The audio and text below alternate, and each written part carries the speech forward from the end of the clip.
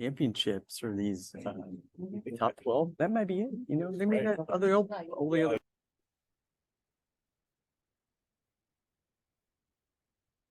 Good evening, everyone, and Happy New Year, and welcome to the Scenic North Plains City Council regular session meeting. Tuesday, January 2nd, 2024 at 7 o'clock. Please stand for the pledge of allegiance. Pledge allegiance to the flag of the United States of America and to the republic for which it stands, one nation, under God, indivisible, with liberty and justice for all. Switch on it. Yeah.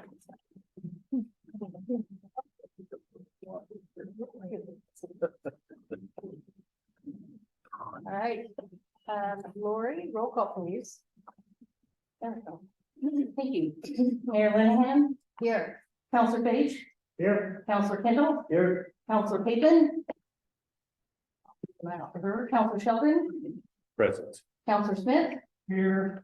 and Councilor Martinez is excused this evening. Thank you, Lori. All right, this is the first meeting of a brand new year, and this is when we actually nominate and elect the council president for 2024.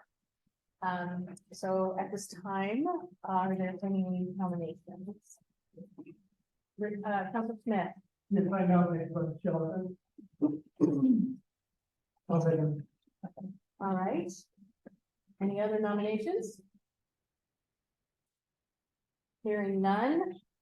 All right, we have Councilor Russ Sheldon on nominated for the council president 2024. Are you up for the task, Mr. Sheldon? Sure. All right, all those in favor say aye. Any opposed say nay. I'm gonna abstain. And then any abstentions? All right, Porter.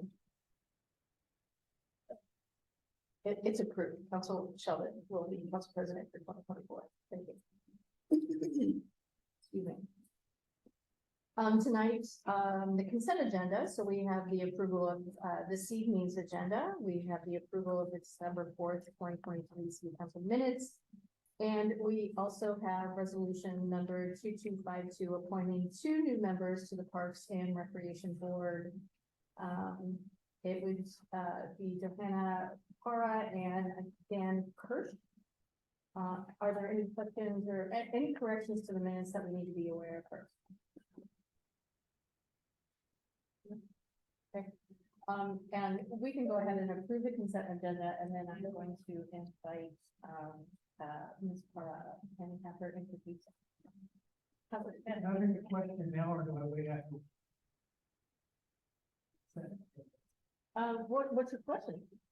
Well, it's on resolution 2252. I know if we've been putting it on the consent agenda, I would like to take it off if we can. So when people do show up, that they, I know you have for them to show come up, but I think it'd be more proper if they come, don't put it there and have an opportunity to come in front of the city council board. So it doesn't look like it's what I'm not sure how to say it well, but it makes it more official and more more for everyone and just posting it through every time we do, if that's possible. I concur. I think rubber stamping the trust is not giving service to the elections that are applying to the position. All right, so any other opposition to removing resolution number 2252 from the consent agenda?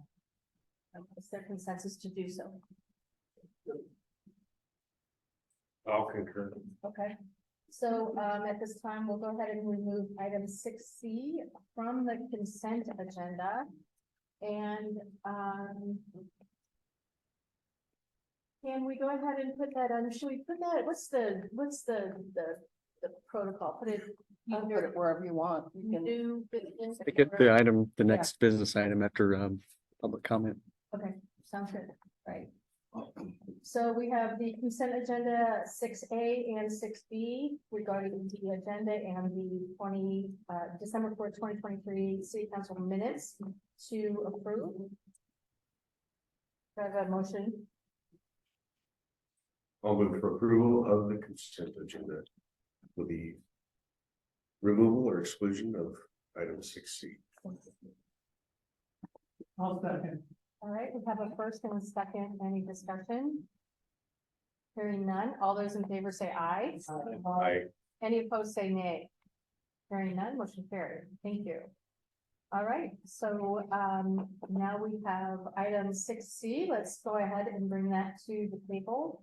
It's resolution number 2252, appointing 2 new members of the Parks and Recreation Board. And I do understand that Dan Kirsch is not able to attend tonight, He correct? sent me an email this morning. Okay, Yes, Perfect. but he's looking forward to the meeting Monday night, so. great. Yeah. Good. But I do see Johanna Farah in the hall, so I would invite you up to the microphone and I'm hoping the counselors might have some questions for you. If you would be so kind and state your name for the record and introduce yourself.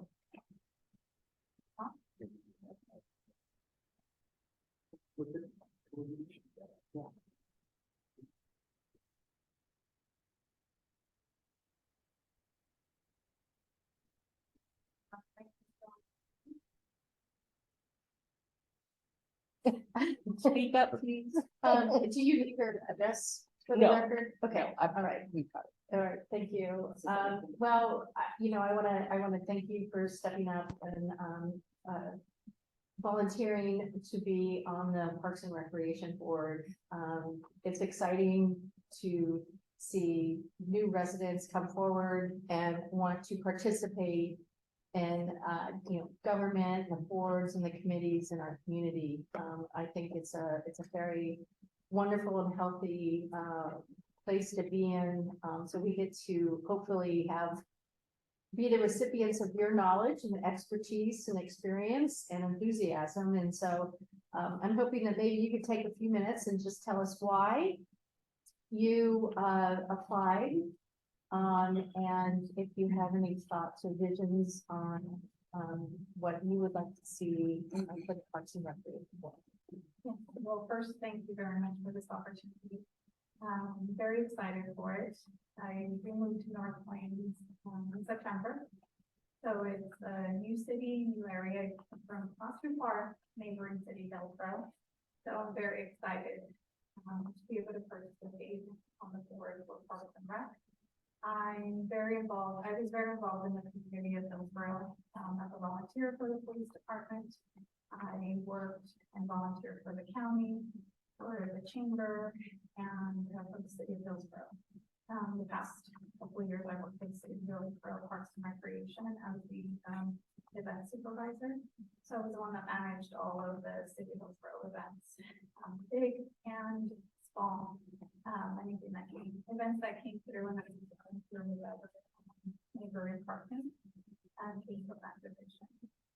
So I'm very excited. It's very important for myself to be involved and to be part of the city. I feel that it's very easy for anybody to say changes need to happen, this needs to go, but the most important thing is the involvement because things are not as easy as they seem. It's a privilege to run and make things happen, and I think it's important that there's involvement. And I also want to be an example for my children. My children are going into the age of being young adults. And I let them know that I want them to be good humans and to also be involved wherever they end up living in the world. That just as important it is to be good humans and work hard, that volunteering and being part of a community is as important as everything to do. So I'm excited to bring my background in event management and logistics. That's very important. Events are very fun to do and create, but also I bring a lot of the importance of security and logistics and what it takes to have a safe event. Because at the end of the day, you can plan the biggest and the most outstanding event, but if you don't have the logistics of security and everybody gets there, great, and all of that, but an event is, you know, not a good one. But I would like to help in any way that I can when it comes to Parks and Rec. And with the city, that's what I'm excited for. The city is one that is small but mighty. It's growing and has a lot of potential for a lot of growth. And I am about evolving and being able to bring in anything that I can from my background and my knowledge, and along the way also learn from those that have been part of the city all these years. It's good to evolve and grow and change, but at the same time, it's also good to learn from those that have been here and have know the history of the city and also what things need to stay in there. Questions? For Councilor Smith? I was like you, I think I was here 3 months and found myself on the Parks Board. I think everybody here got on one board or another. So, you might find yourself on this side of the table here. Would love to. And my wife said she met you and spoke highly of you, so. Yeah. I'm gonna do a little bit about why. Don't feel intimidated, jump right in. Nobody's gonna bite you. It's a pretty good board to start off. I'm looking forward to it. Yeah, as far as the boards go, the parks were the most fun. So as far as the boards go, the park is probably the most fun, so I think good one. Thank you for the mindset. Just getting that meeting and being a role model for your children and also the community. This community is run pretty much off of volunteers. We have very few paid positions. And we can make it done for each other and for the group.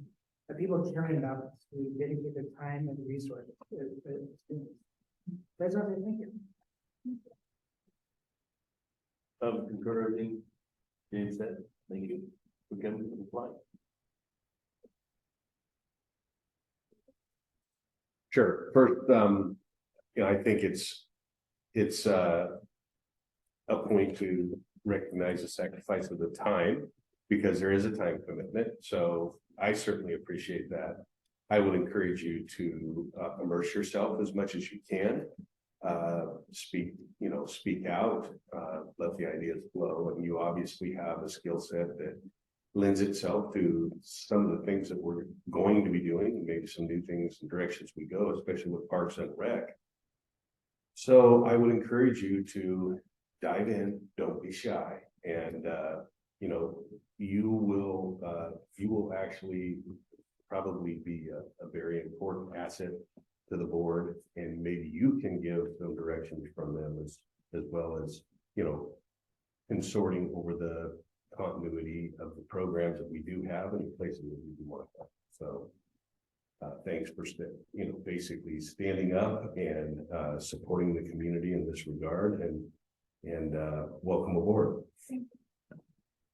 And I know that, I think I can probably also speak for this body. We're here to help you.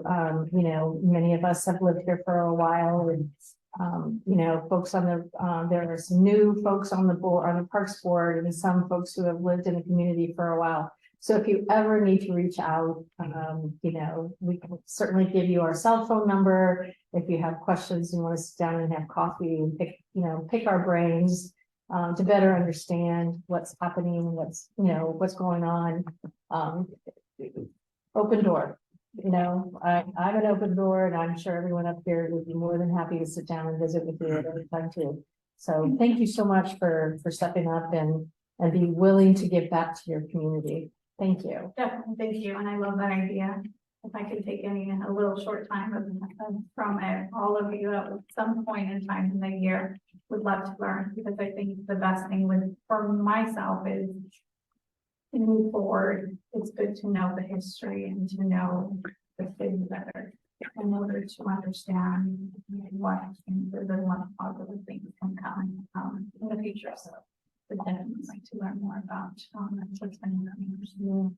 And a good, a good opportunity too is just also, all of our meetings are public meetings, right? So you can come to council anytime or planning commission anytime, or, if you just want to sit in, look at the agenda online and you're like, oh, I'm interested in that. Maybe I want to go and hear what that's all about. So I would really encourage you to,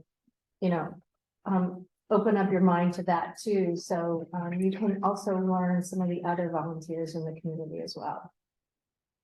Well, thank you so much for being so welcoming, and I look forward to working with everybody. Great. I'm here, anything I can see, maybe from here, anything I can help with. I'm here. Great, thank you so Thank much. you. Thank you.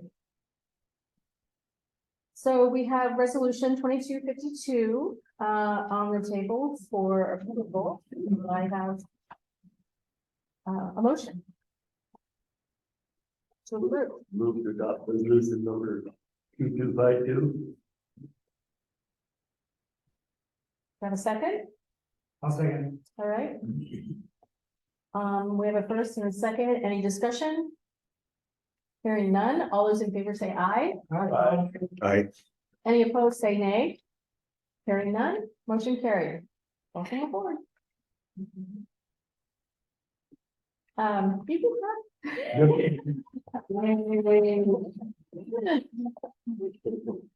All right. Is the 4-year term starting this year, or are they taking it over for somebody who's new term? No, this is a new one, full 4-year term. For both. Yeah, I believe so. I can check that, but I'm pretty sure. Okay. Sounds You're in great. for the long haul. Yes, yeah, we all have. And who's the gentleman to your left, if I may? Hi, my name is Ignacio Parra, and I'm also gonna try to find my role in the city. Hopefully Yay. planning, we'll see. Good. We're accepting applications right now. We have a vacancy. Very difficult. So that's a great one for a city council. But I have a lot of interest. Hopefully, they're gonna be doing it up in the couple years. right? All right. Well, welcome. All right, back to our agenda. Item number 7 is public comment. This is the time that we wish anyone in the audience or online to submit comments about things, items not on our agenda. Just let the record show that there is actually, do either one of you have any public comment at this time? No. Lori, is there anyone online, or have you received anything in writing via email? I did not receive anything prior to the meeting, and that is staff that's online enjoying the meeting tonight, so no public comment. All right, thank you. All right, tonight we have resolution number 2253, the Summit Water Resources Agreement for consideration. And Andy, I will turn that over to you.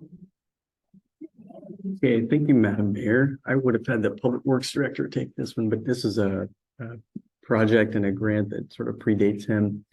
So I've been quite involved with it. This relates to a piece of infrastructure in the city, studying the feasibility of it that would be underground. I did meet Ignacio a few weeks back on a piece of public works infrastructure above ground. He was at the Public Works building groundbreaking. So thanks for being there. I thought he was just another engineer at that time. Like, oh my, how many do we have here? But he's like, no, I live here. So it was great to meet him there. And thank you, Johanna, for being involved. This other person online is trying to start some events in town. So we actually spoke earlier today about you, and you may be targeted. So for your your expertise. But back to resolution, to the resolution at hand, 2251.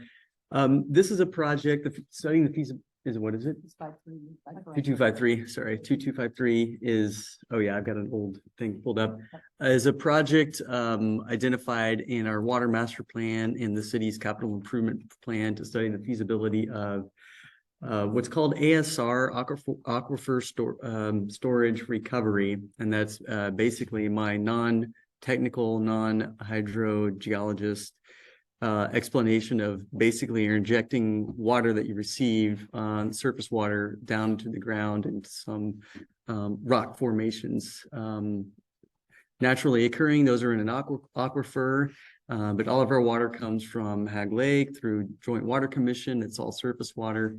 So what several cities do in the region and across the state, and especially other areas on the West Coast, is they'll inject water that they have in the wetter winter months down below ground into what our rock would be, basalt rock, and then you store it there until you need it in the summer in some of the hotter months.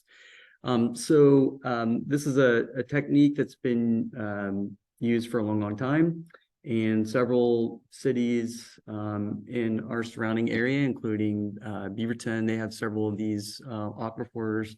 Tualatin Valley Water District does, Cornelius does, Banks has been studying it as well as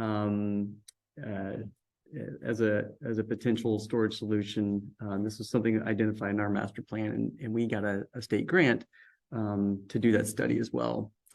So the state grant is roughly $95,000. We have to match that dollar for dollar for the feasibility analysis. And Summit Water Resources, along with Stantec, who did designed our water tank and that SCADA system at pump station number 2.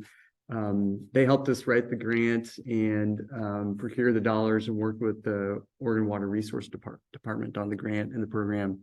And they'd be performing the feasibility study. The scope and the proposal and the timeline are included here as Exhibit A. The services they would perform. All work has to be done by September, so we would know sort of any results, or if we wanted to pursue that by early fall this year, if it's a possible program. They don't always work with 100% accuracy or success. Cornelius has had some issues. Beaverton, however, has had a lot of success with theirs over the decades. We're gonna tour their ASRs next week. A few of us in Public Works. So just to kind of get a lay of the land and see what the operations and maintenance issues are and what the costs are and things like that. But this would be a first step in investigating. So if there's any questions, I'll do my best to answer. Well, this count as the water reserves instead of the tank, you just put a lot of money on. Yeah. Is it a 1-for-1, or do you have to have 5 gallons of this, you go 1 gallon above the ground, since above ground is really available, so you can pump up the tree? Yeah, well, the idea, it would all be treated because we have treated water that the city receives. You would pump it down into an aquifer, fill that aquifer. Now, what the study would do is determine a lot of these things, the water chemistry, how much treatment would you have to do, how much storage capacity would you have. Cornelius has about 80 million gallons. Figure out all of those things. But yeah, I think there's very little water, from what I understand, very little water loss, as in what you pump down, you should be able to get back up. Yep. There's one of the engineers right now. He talked about arsenic, which is a metal that's inside the gal. Mm-hmm.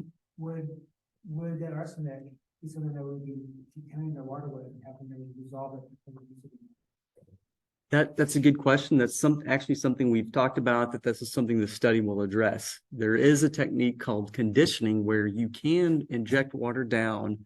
If there is some traces of arsenic or other metals or contaminants, it would push it out. Then this has been done, and they call it conditioning. It's basically pushing all that out to where the water that you want, pushing it further and further and further out to the rocks. The water you want still sits below the well or the wellhead, and that's what's brought up. I'm sure there is some level of secondary treatment involved before it goes into the system. And this area of land is to be just open field for that, right? You can't build on top of it and tap it that way, so you can't use that land in any way. Well, this is something we'll find out in Beaverton, but essentially, from what I understand, it's going to look just like a well. what Beaverton's ASR, their pump station and other infrastructure sitting on top of it. It's almost like an aquifer. We have a lot of homes and everything sitting on top of aquifers, but I don't know all of those technical details, but there's not a lot of that sensitivity where it's not buildable on top of it, from what I understand. It's not really buildable, is that what you said? Ignacio could probably answer this better than I can, but no, because it's an aquifer. I mean, our aquifers are down below ground, and we're building upon those. Cornelius, for instance, their ASR well is just a well house next to their pump station for another piece of water infrastructure they have. So it blends right into the neighborhood. Mhm. It's right next to their dog park. Okay. Mhm.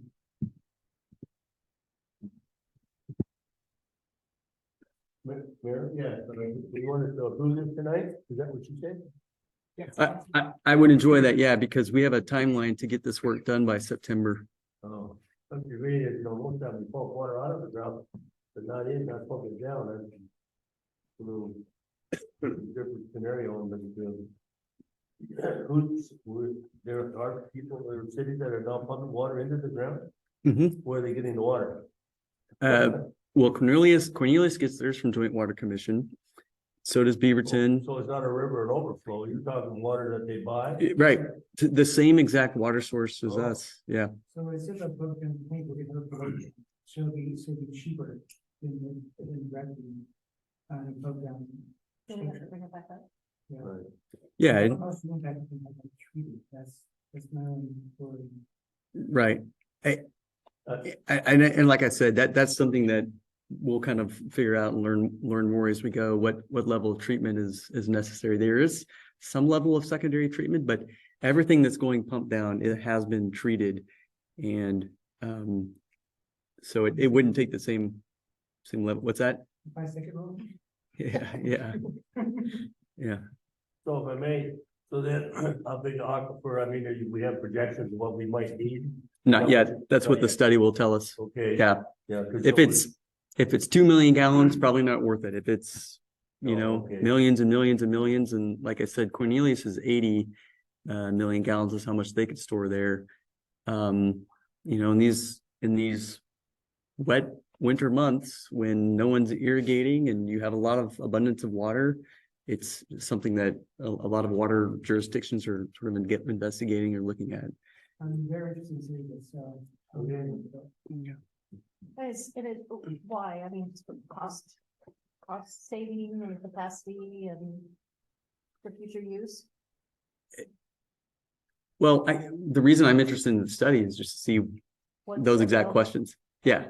It costs us $7.5 million to build that out there. I mean, there's definitely infrastructure to, a new well, and you've got to pump it back up and everything once you inject it down. But what would that cost be? What's the operation and maintenance? Just figuring out a lot of those, not only the geology, but the economics of something like this. Any other comments or questions? I have a few. And I do understand the aquifer. I think probably the answer is this is future capacity, or the capacity to have future holdings of water and underground, obviously. But I have two concerns, not about this study. I think going forward with this makes sense. Two things concern me. One is, what are our water rights? Because that's, if it's water we're buying, then we're entitled to that water. But I'd like to know that we have assurances that where we put that water is also either in a public trust or something that we're protecting, that can't be, in other words, drawn down by another party. Because I know this has been a big problem in the Ogallala Aquifer, which is massive and been massively depleted. And I'm not too concerned about that, but my thoughts about the water rights, I want that issue addressed. Maybe this study does that. I didn't see in there that it patently addresses that. It touched on it a bit, but you know, before we partake of any storage, if we do have storage and we have that capacity, I think one, we know we have a resource, right? We know that we can go forward with it in the future when we need more. It makes more sense. We don't have to build in these structures. We merely pump it in and pump it out of the ground. But I just want to make sure what rights we have to that once we do that. And, you know, I think that's, to me, my chief concern is I don't want to put money into pumping water somewhere and having somebody else draw it out of there. That's my only major question at this point. I think this will tell us what you're looking for. Any other questions or comments? All right, so we have resolution number 2253 on the table for approval. Do I have a motion? Adopt resolution 2251, approve the Green Summit Water Sources LLC to perform natural aquifer Yes. storage recovery ASR feasible study. I'll second that. Counselor Smith, could you correct the resolution number to 2253? Oh, 2253, sorry about that. Thank you. All right, and so we have a first and a second. Any discussion? Hearing none, all those in favor say aye. Aye. Any opposed, say nay. Hearing none, motion carried. Thank you. Under new business, tonight we have the discussion on proposed 2024 business license fee changes. Bill, is this your topic? Yes, ma'am, it is. Thank you. Andy has a brief PowerPoint presentation he's going to share. And it's basically just up on the screen, a little more in summary format, what was in the memorandum that went out with your agenda packet last week. And I'm sure all, when they had a moment of downtime of boredom, got to review and take a look, but I just wanted to kind of go over some of it. Thank you, Andy. So back, first what I want to do is just kind of go over right now, the city of North Plains, of course, like pretty much every other city in Oregon, we collect a business license fee. When a business wants to move into town, they apply for a city business license. And if they're a new business, then we look into them a bit. There's a bit of a review by planning, zone of compliance, that sort of thing. If there are any red flags on their application, we might, regarding materials they might handle or what have you, there might be a, kind of like a law enforcement review, that sort of thing. But each year, like every other city, if the business is still around after another 12 months, and we're happy when they are, all businesses, apply for a renewal basically. And that's basically just a fee paid the following year for another 12 months. So that's kind of how that works in terms of what the fee is. Back in June, council, after adopting the new budget, adopted the new business license fee, and the fee structure changed. And back in June, when it was adopted, we talked a bit about the structure changing because it was new. It had a new component, and that is a fee based on not only basically until this past year, North Plains businesses, when they applied for a business license or they renewed their business license, paid a flat fee. It was just a flat, for a very long time, a flat $50, and I mentioned that here. For FY23, we did, after a number of years, increase the flat fee to $57. But then this past year in June, beginning for the new fiscal year, we added a component. We proposed adding a component, and we discussed it, and council adopted the addition of a per employee fee, which in effect would increase the fee above and beyond the flat fee for businesses the bigger that they got. And so I've mentioned kind of what the fees are, but the fee that was adopted back in June was the same $57 flat fee that they had paid the prior year, but then we added a per employee component. For every full-time employee, except for one, maybe that if you're a sole proprietor or you have one employee, you got one employee that was exempt from the $5 per employee fee. But after that first employee, every employee thereafter, there's an additional $5 per employee, the bigger the firm got. And then for every two part-time employees, there was a $5 fee. So it didn't matter if they were, worked a lot of hours part-time, or if they worked just a little bit, it was just $2.50 for every part-time employee. So in effect, no matter how many hours each part-time employee, it was for every two part-time employees, a $5 per employee counted. That's the new structure that's currently on the books. So, and if you want to go ahead and advance. So we worked through all the complicated part of this, how the fee structure has works, the new one anyway.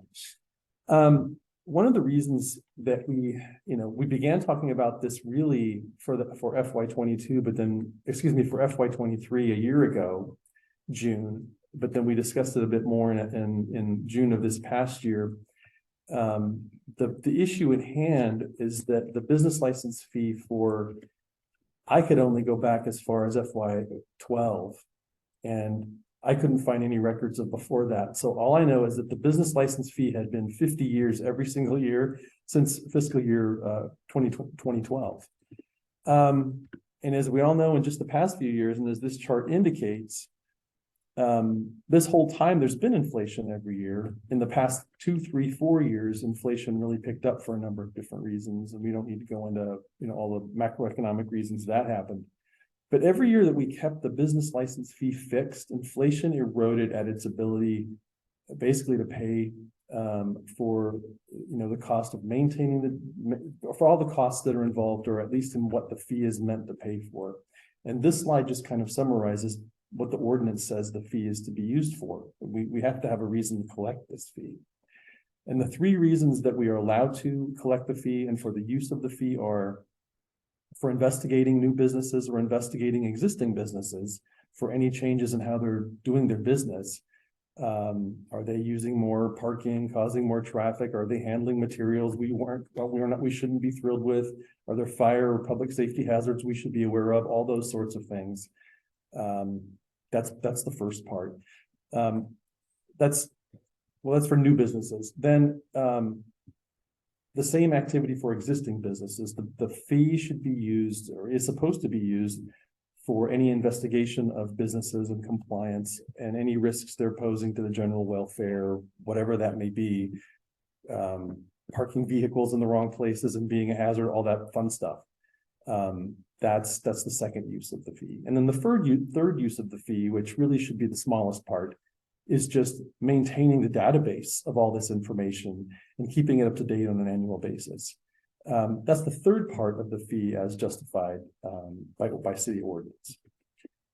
So for all these years where the fee was held constant, the ability for the fee to pay for those 3 things has eroded over time. And then in just the last 2 or 3 years, inflation has really hurt that a lot. And what's ended up happening, as I say in the memo, is that at this point, the fee really, for the most part, is paying for maintaining the database and then putting into some kind of investigation for new businesses who come to town and want to operate here. But for businesses who have been here for quite a while, for any investigation of things, conditions, their operations that might change over time, or things that might be going on we should be aware of, that's increasingly being relied upon for just kind of general public safety funding with the property tax. And as we know, and as we went through in the past year with with public safety, its costs go up by 8% every single year. That's what we have to assume when we budget. But property taxes are restricted to going up for each household to 3% per year by state law. So we're looking comprehensively at a funding picture where property tax is the major funding of public safety and investigation and regulatory implementation by public safety for businesses in particular. Property tax revenue is eroding every year in its ability to pay for those things. And the business license fee over time has been eroding in its ability to do that. It's part of that. So the new fee structure that was adopted back in June for fiscal year 24 was meant to get us back even closer to where we should have been after all these years, except for last year of holding the fee constant.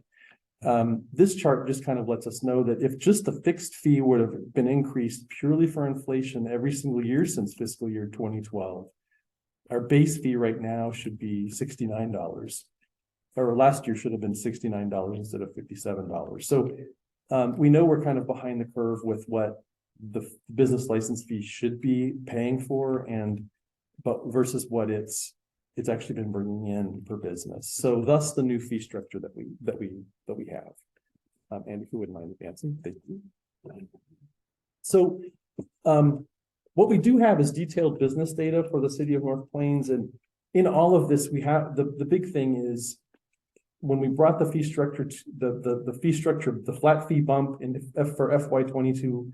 And when we came back to you last year and proposed the business license fee plus the per employee fee, what we were mindful of at that time, and what this data here shows from the employment department, is North Plains is overwhelmingly very, very small businesses, and we didn't want to try to raise fees in a way that increased significantly for all businesses. Because most of the majority of the businesses, the biggest share of the businesses are very, very small, very few employees. They're the ones that actually have the toughest, proportionately the hardest time spreading a fixed cost because they have few employees and less revenue to kind of spread that cost. It's the bigger companies that have the ability, $57 to a 85 employee company, that's nothing. That's not even a business lunch for some of their executives, that sort of thing. But we wanted to try to propose changes and, incrementally change things so that we are trying to look out for the smaller or smallest of businesses. So by adding that per employee fee, it was really meant to try to, if we're going to raise fees, raise them a bit more on bigger businesses who can better afford to pay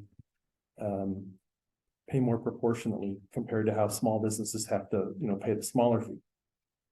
And the nexus there.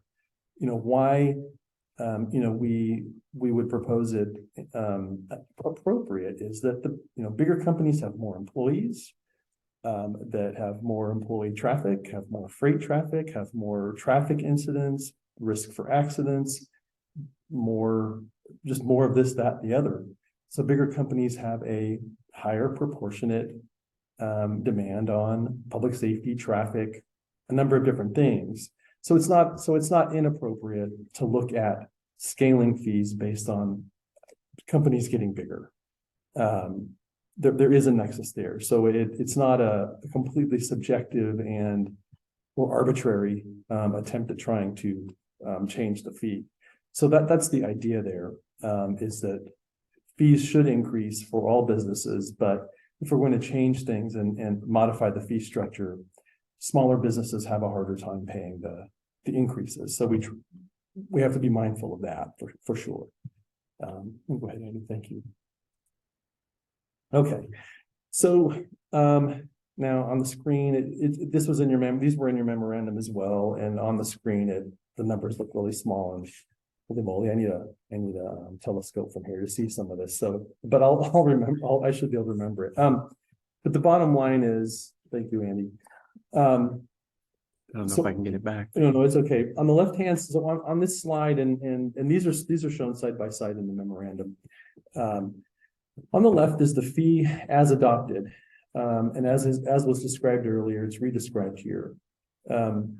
We ran the database of businesses that we have from the employment department by employment size. We ran that through the business license fee that's adopted, and that chart below it represents how many businesses would pay how big of a fee under the adopted fee. Okay, I actually have it right here, and I can see it better if I do it from here. So under the adopted fee, 90 out of I think it was 140 businesses would pay little more than or just the flat $57 fee, or certainly would pay less than $100 under the adopted business license fee. 90 businesses would. That's the vast majority of businesses we have in town. So with the new adopted fee, the overwhelming number of businesses, most of them smaller, would pay just the basic fee or not much more. 19 businesses would pay a fee of between $100 and $150, whereas before, if we just had the flat fee, they'd just be paying $57. And then after that, we have 10 businesses would pay a fee of over $150, anywhere from $150 to just over $500. We have one business in town who employs over 100 people. And under the current fee structure, that business would pay a fee of, I believe it was $515. Okay, that's the current fee structure. Now, some discomfort was shared with the city regarding how the fee has changed and what the cost might be to some of the bigger businesses. That's where the bigger change is. Okay, and so we wanted to be responsive to that, and the fee structure and the information on the right is a potential modification of what was adopted back in this past June. If council, upon review, has similar pause or concern about the fee that's currently adopted. So on the right, to just kind of try to pose a different structure that works similarly, but doesn't cost as much for bigger businesses. If the city were to consider a $65 flat fee, regardless of employee count, instead of $57, let businesses have that there would still be a $5 per employee fee, but the first 5 employees would not get a charge in the business license fee. But the 6th to 25th employee did have a $5 per employment fee. So businesses that have 5 or fewer employees would just pay a base fee. And then 6 to 25 employees would pay the $5 business fee per employee. Then after 25 employees, $3 per employee. Okay. So there's kind of like a 2-tier system, up to a certain point, 5 per employee. And then after that 5 per employee, a $3 employee, the bigger you get. With an absolute maximum capped fee of $255. Doesn't matter how big you are. Nobody pays more than $255 for a business license fee in the city of North Plains under the hypothetical proposed structure on the right.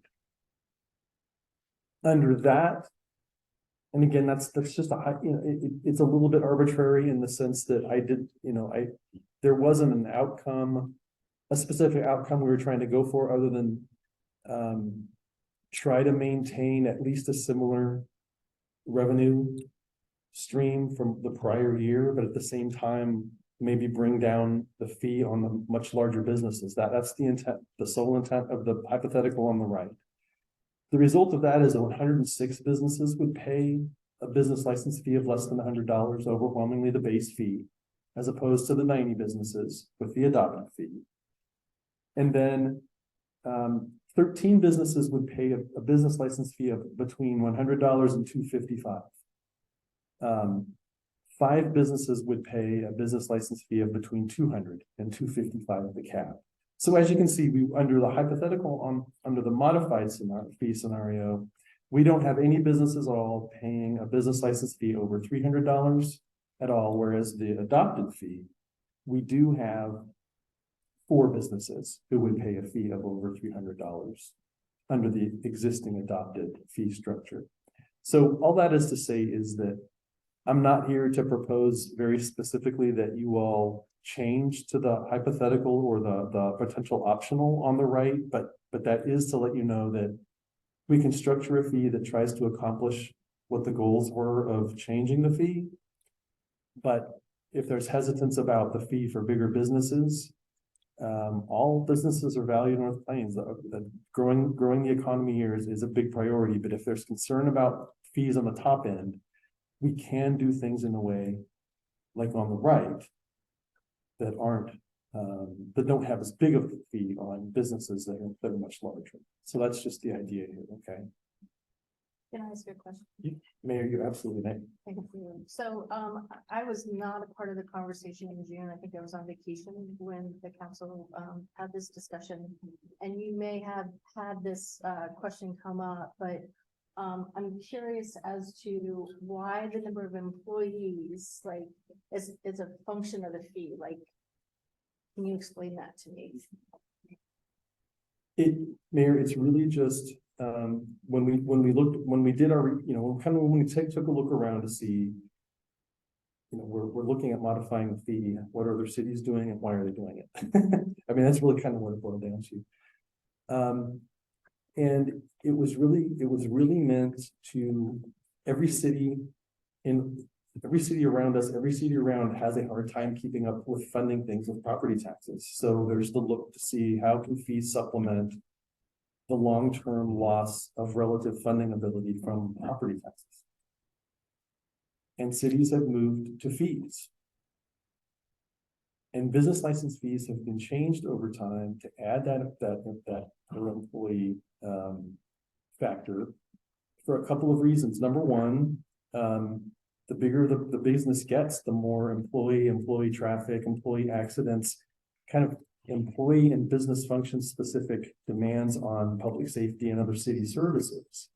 If we want businesses here, but I mean, if the more employees and the more commuting and the more potential risks for traffic lights and all that stuff that have to do purely with commuters and employment and freight for that matter, okay, among other things.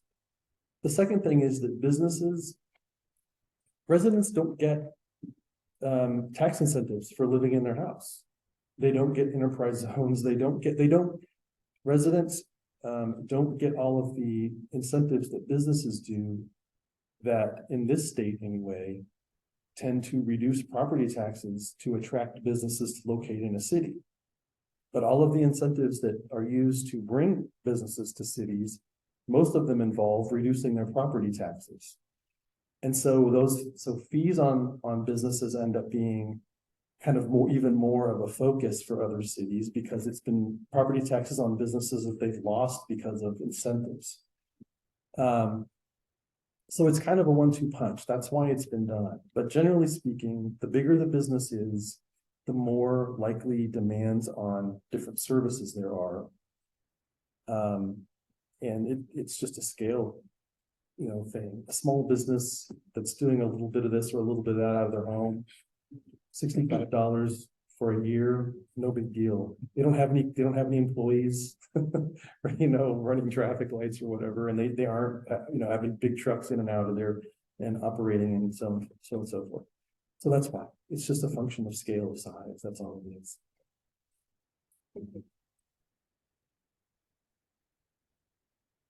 My concern is more with the smaller businesses, the ones that are just starting out. What is the churn of it at a small business? If they put up 1 year, how likely are they going to be thinking? That is a great question, Councilor Fage, and at least for North Plains, I don't know. But at the business school, it was the rule of thumb was 90% of businesses fail the first year, and then others survive 90% more. So the second year, due to like they realize that if they do this big of a profit, they're fine. This thing is not only charged, this is we charge application fee for the license of $80. So your first year is $137 license fee, not $57. And if the business failed the first year, then your small businesses, the small person just trying to have this some fun. Is paying more than the large business. And if the small business stays alive for 4 years, you're not going to pay $7. They're paying that $80 down over 4 years. It should be $67 for the current scale. And we can get rid of the application fee. What is that application fee bringing to us? Councilor Fage, that is a great question, and very luckily, the person who processes new applications is the city recorder. So can you, Lori, did you kind of have words about, kind of what the process is and, That fee is not addressed in here, but, you know, the business you have to pay, you have to pay. Oh, but only one time, yeah, the one Yeah. time is, has to be advertised. And however long you stay in business. That has to go roll each one, so you, this is even a year, it's $1 a year. But, most of them are less than 8 years, more than $1 year. Well, our normal process is, once we receive an application, it goes to each department head. Definitely to the chief to see if there's, I believe he does background checks on most of them, or we used to, that's something we're looking into. Yeah, What? the background checks. Yep. An application fee is probably something we can eliminate with an overhaul of this. We get so few new businesses per year. But Lori's right, it circulates to at least the police chief, the city manager, the planning manager, public works director, just to verify different parts of the code and ordinances. Yeah, I'm gonna road block people starting small business there. You know, not like you make a huge factory or something, but small business, so just having fun. And like the above the books. We're never welcoming, especially since those businesses, the stats show that they don't live more than 1 year.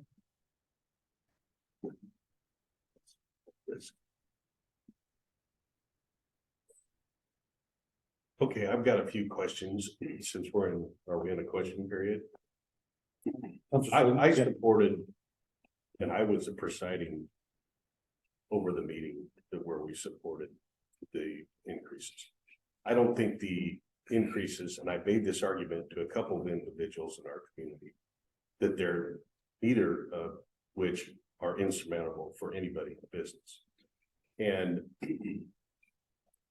you know, part of what I guess I'd like to know is, what does it cost to administer the whole program? Maybe we dump it. Because I'm not so sure the amount of money we got into it, we're making out of it. So in a business, I make a business decision based upon what it costs to administer this. If we're administering it for the same cost that we're getting, or the same revenue we're receiving, what's the point? Maybe a regulatory point, but there's regulatory points in our code anyway. And I'm not saying that that's what should happen, but you know, I'm just thinking, okay, we're going to spend $50,000 to administer and get $8,800. And if we're proposing to do this with an outside agency, is that correct? Councilor Sheldon, that is correct. How much is that going to cost us? That will cost $10 per business per year. licensing. Mhm. Okay, so then do we have an idea of how much staff time's involved at that point? I'm assuming Lori's got to take whatever times it takes for her to process a license. Each person that it's passed to has to take that amount of time to process a license. To me, it just seems like a lose-lose. Now, I might be wrong. It's a way to generate revenue. I understand that. I support what we originally adopted. I don't think there's a good argument for modifying it, but that's my opinion. And I'm probably at the point where I need to just be silent. Councilor Sheldon, all good questions. The honest answer to the second question is, do we know specifically how much time and cost it is for each of the different department heads to go through and review everything? We don't. This past year has really been the beginning of tracking very specific time to a number of different things, different departments and different functions of different departments. But we haven't drilled down into even those level of details on that specific effort. The process of looking around at different service providers who might be able to handle the licensing process and payment process for us, what we learned is that they can do it for $10. And that, you know, that we don't think that it costs us too much more than that $10 per business average that they're willing to charge. But I don't think that our staff takes a ton of time reviewing businesses. I really don't. I mean, has anybody ever brought up a problematic business, Lori, that took a lot of time You mean like the rusty? It's still. Well, I mean, I guess the Rusty Piston would be like, would be the standout, but it's an outlier, frankly. What would you say? No, No? I mean, there There are a few are, others. there are somewhere I There's- spend there are time others, for working sure. out things, but to your point, does a business license solve that? You know, not necessarily, but it'd be a business in town that we have no other information on if we didn't have. Right, the well, and system. I understand that. I mean, I'm thinking of, if we're gonna administer something. We should be breaking even on it. I think we're providing plenty of value for what we're charging, even under the originally adopted numbers. I still think it's a value. I mean, there's a lot of people that don't understand, our constituents, they don't understand what it costs to run an enterprise, including a government. And, you know, I'm not feisty about it, but I'm thinking, come on, people. I mean, okay, maybe we restructure it. So does it have to be tied to the number of employees? No, well, then what do? Go through some sort of an arduous process of having them send in their gross revenues and, you know, that just gets in a whole nother, you know, that's another conundrum and a quagmire we don't need to be in. And I'm not saying let's just abandon that, but you know, I just don't think we really know what it costs us to deliver a business license. So how do we communicate what the value is? Because I think they see it as purely a fee, a tax. You know, you're getting us because we're doing, you know, we're inside your city limits. Well, you know, I don't see it that way. Honestly, I think it's all for naught. I don't, you know, I don't think there's anything to really, in my mind, to supersede what we've already adopted. On the, just as a quick detail, one that reminds me, one more answer to the mayor's question earlier. Moving to a per employee based fee structure, whatever it is, the city can verify facts about company employment because we can get access to annual databases with the Oregon Employment Department. It's confidential information, but the city can get it and get a full employee tally for every single business that operates in the city. We can audit the truth behind what businesses tell us every year. So we have that ability to verify how big businesses are. So that's also kind of why we've moved to that. But no, truly, Council Sheldon, we don't have a detailed, you know, postmortem of how much it's cost to do every function of managing this. But what is true is that just over time, it's become just more and more of a cursory fee to just go through a formal process January 1 to have a new certificate. And there's not a ton of maybe the old police department before the Washington County Sheriff's Office contract, you know, we contracted with them, but there isn't a lot of during the year monitoring and that sort of thing, or code enforcement stuff with businesses that, you know, resources just dwindled. So, but we don't have an audit of that. I'm kind of excited about the opportunity. I see there's a lot of costs involved in this. Managing it. I mean, when a small business wants to put every department head gets notification about that. Maybe there's some efficiencies to put in there. Maybe you don't need so many eyeballs dedicating time, or at least kind of across their desk and like anybody else. Maybe you could cost of cuts. People that need to know, you know, maybe we could figure out some efficiencies. Maybe we're running this poorly. I mean, I don't know how much it takes to run that in an Excel file. I was in it for 2 hours this afternoon. And we haven't even sent out the renewal letters yet. Every day or just the entire year. It's not the entire year, obviously, but like normally I start on in November and send out the renewal letters. But we started talking to that outside company about the vendor about taking it over in November, and so we put the letters on hold. But we started getting calls from the bigger companies in town saying, hey, I haven't got my renewal letter. You know, it's time for me to renew. So I'm doing them one at a time. It sounds very exciting to figure out what we can do to, you know, make them more streamlined. Yeah. More automated. Yes, so we haven't got to this point yet, and this goes along with the interest in having a service, do the process for us. What the next slide I do believe says is, sorry, one more. Right now in ordinance, North Plains is ordinance regarding the business license fee. There is one component that has changed over time for other cities, and that is that North Plains' ordinance very specifically dictates that the business license fee have a fixed January 1 to December 31, strictly calendar year basis every year. And so what that means is that it means a couple of things. It means number one, October, particularly November and December, all the businesses have to go through the process with the city to update their renewal for January 1. Now, we don't have a ton of businesses, but still we have enough that gets to be quite a chore at the end of the year. If you all considered a modification to ordinance to eliminate the very strict January 1 to December 31 business license requirement, that ordinance language predates technology, online payments that kind of let businesses renew their 12-month license anytime. So for instance, right now, if a company moves to North Plains in July or August or something, they have to pay a quarterly or a seasonal temporary business license until it's time to pay for a full year, January 1.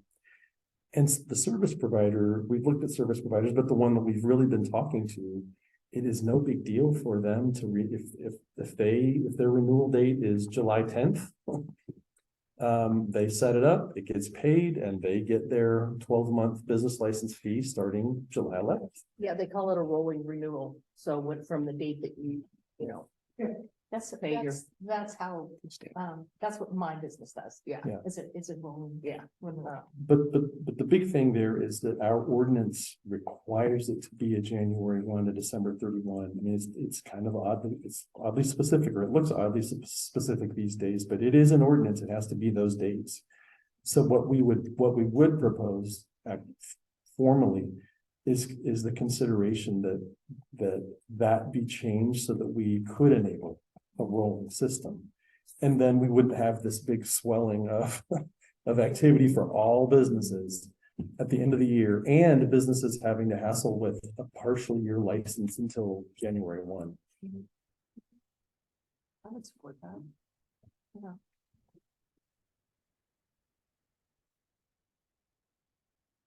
I don't see anything, I was just really kind of curious about the whole employee piece of it. But as far as what the council supported, in June of last year, I'm supportive of that. I totally agree with that. I like the idea of, the modification, right? I mean, it does alleviate a little bit. I still want it to be equitable across the board. It sounds like it's still equitable for a business with 1 employee and a business with 100 employees. It's still essentially equitable. By adding some kind of scalable addition, and it seems the best way to do it for a number of reasons is per employee. No, I don't want to look at people's grocery receipts. I don't want the city getting involved in opening any envelope that has anybody's grocery receipts. I don't want to do it. But something scalable per employee seems to be the most practical way to do it, or at least that's the way it looks right now. But by scaling it up based on size, that gets at the fairness issue. Because a company of 200 employees paying $57 and a mom and pop with a teen working there paying $57, that is not equitable. And that's how, I know that's how Forest Grove does it. I looked into that today, but I also looked at a couple other cities, and they have that same methodology. I mean, just anecdotally, just today, Lori fielded a call from an employer that we have, looking into updating for the new year. And they mentioned offhand that their fee in Tigard was how much for their business license fee? $3,000 a year. Three But then thousand. she also said there are some towns in Washington County where they don't pay anything, but others where they don't even have a business there. If their trucks drive through that town, they pay a fee, they have to have a business license. So it really varies a lot. I mean, I've talked to some city recorders who say, yeah, if there's a business truck that drives through on our roads, they have to have a business license, and Yeah, I don't get that at all, but where I'm from, if you live outside the city, you live inside the city, you can like for. Netflix had a business license in our town. So That'd be good. so we're considering either keeping it as is or modifying it. Correct, Mayor, that we just wanted to review all of this with you. Get your level of comfort or discomfort with the existing new fee structure versus, or if there was discomfort, we could work on firming up an alternative. If the alternative you saw tonight had elements of it that were good looking to you, or if you wanted something else. But we wanted to take a temperature on that. But then the second thing was we would like to formally propose being able to look into an ordinance modification for you to review that gets rid of the January 1 to December 31 requirement for all business licenses. So two things really. Or can you prorate that? Oh, Yeah, so you have 1 month, you pay, 8% of it. well, Mayor, Councilor Page, that we kind of handle that with the partial year, quarterly or seasonal business license fee, but it's really kind of a blunt instrument. When, if we had a process set up, they could just do their 12 months whenever.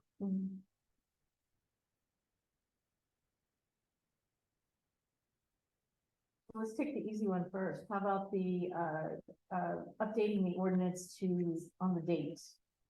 How do, what's the temperature here on that? The road is, easy, but that means we'd have to do it outside country, correct? Basically, yes, I mean, we can do it ourselves. It would be more work for us. We right now don't know how much work that would be, but the contractor could do that immediately. They have a software system set up with calendar based that they would just do it themselves. Is it worth it? They've developed it themselves. They're based out of Eugene. I can tell you honestly that I spend more than $10 worth of time on every single business license, at least twice a year. It sounds like, this would also be your business day, much time for the year. Well, let's see, we're 100, right now, 140-ish businesses. Lori is spending 20 hours a week minimum 20 hours minimum. a year on each business license, I think. I mean, I've estimated 20 hours per business or 2 hours per business? 2 hours, I'm sorry, 2 hours per. Okay, so Lori's spending 2 hours per business license. We have 140 businesses, I believe is the number in town. So that's 280 hours of Lori's time that this would end. That's 10% or more than 10% of our pay. I don't have her hourly rate at the top of my head. He's going by 2080, yeah. We're going out a year.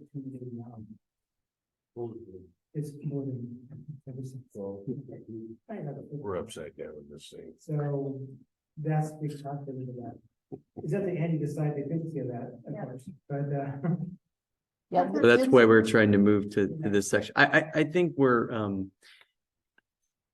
that moving to that system is a no-brainer. I think getting back to the question of, do we want to get rid of this section of the ordinance 110.08 license year and payment? It goes, the business license year should be January 1 to December 31. All other of her time is dictated based on that. I think we should just say there, just get rid of that section completely. Your business license is in, really, that takes care of that. And then we just get back to the, whatever the fee is going to be. 12 months from now. say we go with the rolling part. Yeah, people do that with, when people get hired on to anything else for benefits. We usually do a rolling meeting. We're kind of way behind time by that. I think it makes it easier doing as you go along and doing everything pressured at one time. Wow. I'm hearing consensus for that change. Okay, we can bring an ordinance forward for that. It will be very, very simple because all the other portions, business license fee that's imposed by resolution, that can remain the same, but we can definitely fix the license year aspect of the ordinance. What about the modification to the fee structure as it is? You want to keep it, or shall we structure it? Do you want to put that slide back up on the? I just want to get rid of it, yeah, I think it's, but the, it feel and discussing here. We're only talking $1,000 difference between the two of them, looks like. Counselor Smith, that's correct. The adopted fee with the database we have of businesses is expected to be just over $8,000 in annual business license fee revenue. The hypothetical possible different structure that I described, a little over $7,000. I mean, it's more like 1,200, but really Yeah, 1,000. we're not talking a lot of money. Counselor Smith, that's correct. For what, but I think we need to have a business license. In case something goes wrong. We have, put in the. Maybe not, we get problems. So we definitely need it, but I think $1,000 difference is not a lot of money. And what we're charging now, I don't think it's a lot of money for a business one. I'm not asking for. Any other comments on the adopted fee versus possible fee modification?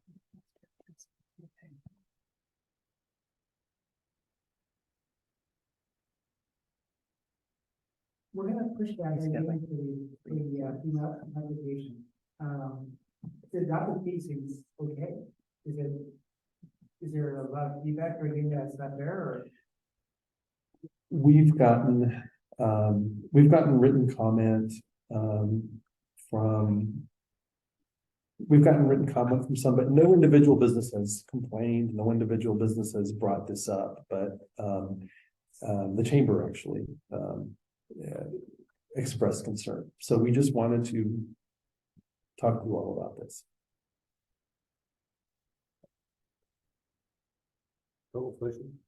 Councilor Kendall? So if we go with this, you hire this out, will we be in the black when we do this? That's your best guess?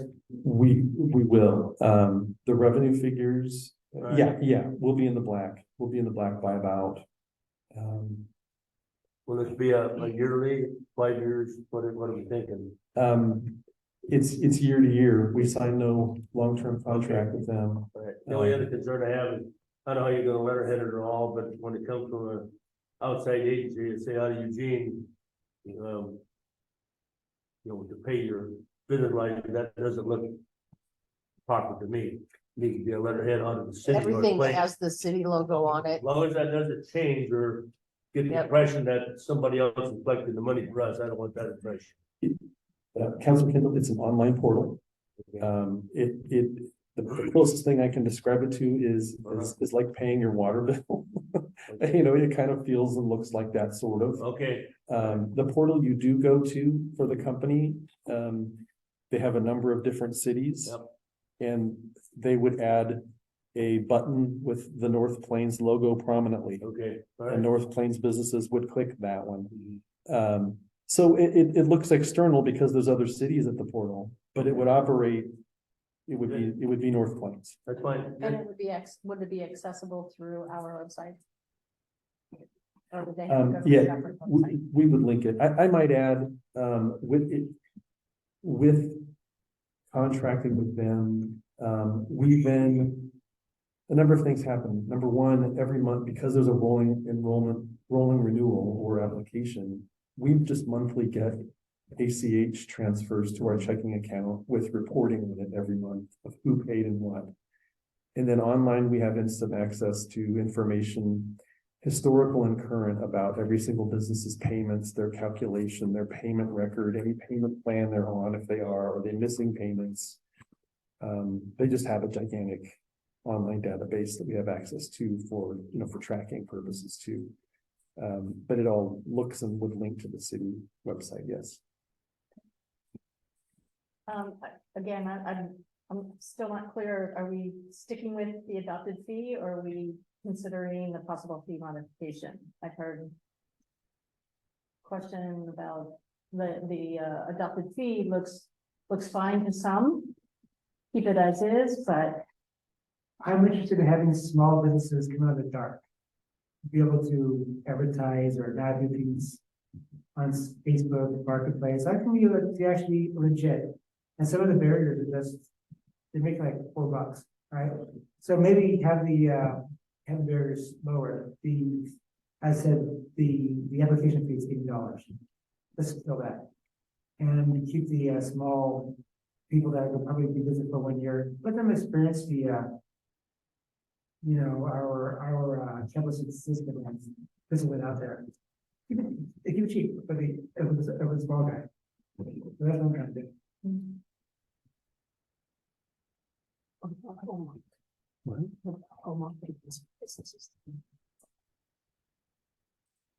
I think his proposal is a separate issue, honestly. I agree. adopted fee, possible fee modification. I guess I wanted to address that first. So would we like to just keep it as is? Or do we need to look at the possible fee modification? I'll start, adopted fee. I'll second the topic, keeping small, so it's not that. Keep it as it. Keep it as it. Well, we gotta pay for this, so that's only $8 difference in the flat fee. And we should raise the flat fee myself. We haven't raised it for 10 years, so we just need to keep up. Oh, I thought what I just did, I would go with the modification, I guess. So, I'm leaning towards the modification as well. Councilor Sheldon.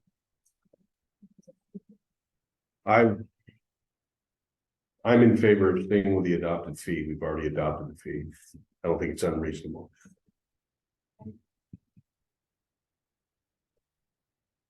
Three, two. they do. Keep the adopted fee. Okay. Now, Council Spade had, a recommendation of eliminating the $80 application. And I don't think we have enough data for this right now to discuss. I don't think we can discuss it at all. And saying, oh, listen, they have to start $57, but that's not true. It's $157. So you can start it here.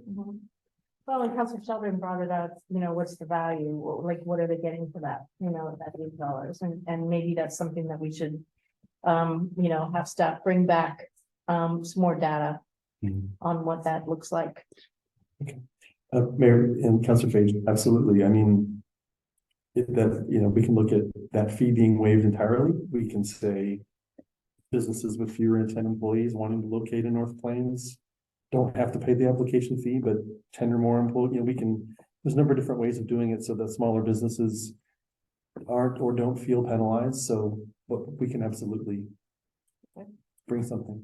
Okay, so you're gonna bring back an ordinance and then, this data for the application fee. Yes, ma'am. Okay, great, thank you. Thanks for the discussion, everyone. I really appreciate that, thank you. All right, unfinished business, nothing to report there. And city manager report, the 2024 city council business calendar. So Lori, let's see, we've got the business calendar, but also I want to talk about the meeting calendar schedule as well. Yeah. Every single Wednesday at work is on the kind of meeting on here. I went up right off here. Yeah, I put it to you. It says one's highlighted in yellow and at work. Yeah. And one's highlighted in yellow on the joke.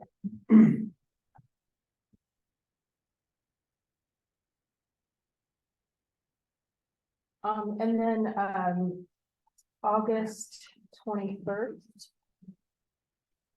And I can give this to you as, I need to change that date if I could, please.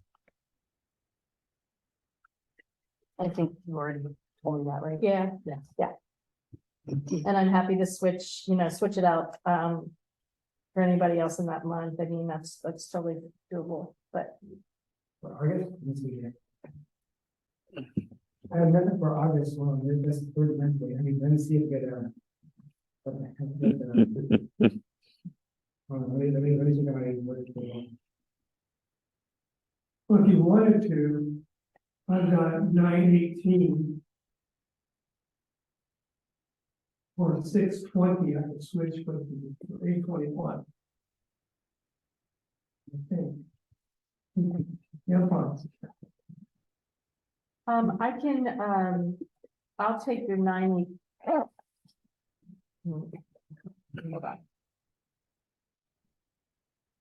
Maybe revisit this, because I have, I can switch 9/18 with Counselor Smith for 8/21. you have to revisit, this, we have 5 on here that, I can read the switch out. There's 5 of them that aren't there, but You're on Wednesdays, you said? every other Wednesday. Every other one? So I have, it's complex, every other Wednesday, it's only 7 days a week. That whether they have off, whether they have a bird, it is, you can't do, split in half, the Wednesday. So I have, I sent out a, 4, 7, everyone else knows for Wednesdays, you can't do it. 4/17, you cannot. If I try to put it with 5 right now, you can do that, I would say you just punt and reshuffle, because there's a lot. I'll just go back through your sheet and, because I I forwarded the email again, I replied back. Okay. No. You can't do 4/17. I think we need to reshuffle, because I have a lot of them on there, and it's gonna affect a lot of you. You know, one's probably going to it's not getting over the or something, but Yeah. thank you. I'll just read, I'll just, oh, I have yours for sure. I know. Yours and Ricky's, Counselor Smith, I'll switch, and then I'll just go back and move page around. Yeah, Okay. Sorry, Lori. And we don't, and we don't know what day of the week the Economic Development Commission meetings are gonna be on. They have the opportunity, if they want, I think we should. in setting their bylaws, and They're changing the date. that they could change the day of the week. We don't know, but Okay. it's a, they have that option. Okay. So that whole row might be. If it's Tuesday, also, because all those. So let's just look at January.